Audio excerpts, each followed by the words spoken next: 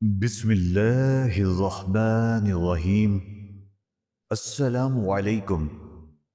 والدین کے تین اعمال اپنی اولاد کی زندگی مشکل بنا دیتے ہیں۔ حضرت علی رضی اللہ تعالی عنہ سے ایک عورت نے پوچھا، کیا ایسے بھی میرے کوئی اعمال ہو سکتے ہیں جو میری اولاد کے لیے خطرے کا باعث بن سکتے ہوں؟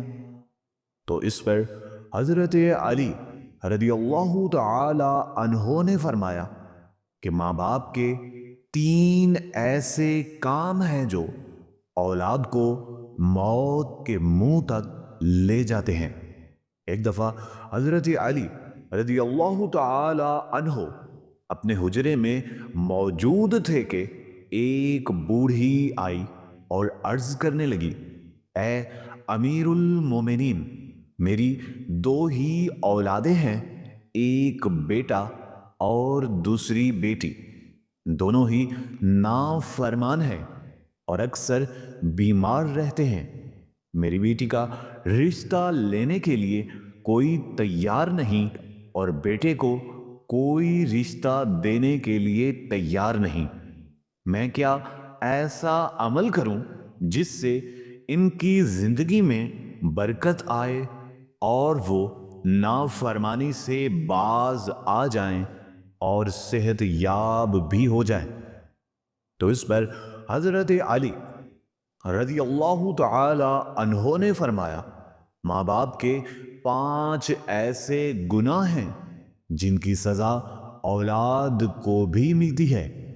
وہ 5 اعمال یہ ہیں۔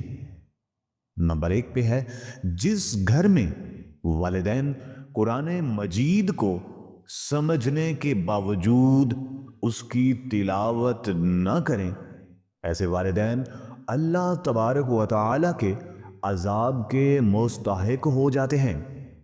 اس کی سزا ان کی اولاد کو بھی ملتی ہے۔ ایسے والدین کی اولاد نافرمان، بے حیا اور تنگ دست ہو جاتی ہے، اور یہ والدین کے گناہ کی اولاد کو سزا ہے۔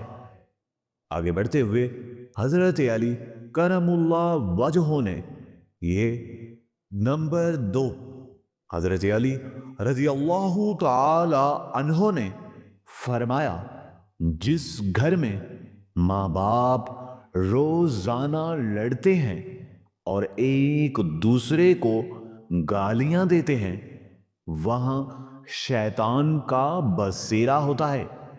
فرشتے نہیں آتے، شیطان ہر وقت ان کو بھڑکاتا رہتا ہے۔ آپ خود سوچیں کہ جس گھر میں ہر وقت شیطان کا بسیرا ہو، وہاں فرشتے آئیں گے تو ایسا گھر جہنم بن جائے گا۔ نمبر 3، حضرت علی رضی اللہ تعالی عنہ فرماتے ہیں، ماں باپ کی بے پردگی کی وجہ سے ان کی اولادوں پر بیماریوں کا حملہ ہوتا ہے۔ حدیث صحیح بخاری میں حضرت ابو ہریرہ رضی اللہ تعالی عنہ سے روایت ہے کہ نبی کریم صلی اللہ علیہ وآلہ وسلم نے فرمایا، پردہ عورت پر واجب ہے، جبکہ بے پردہ عورت پر جہنم واجب ہے۔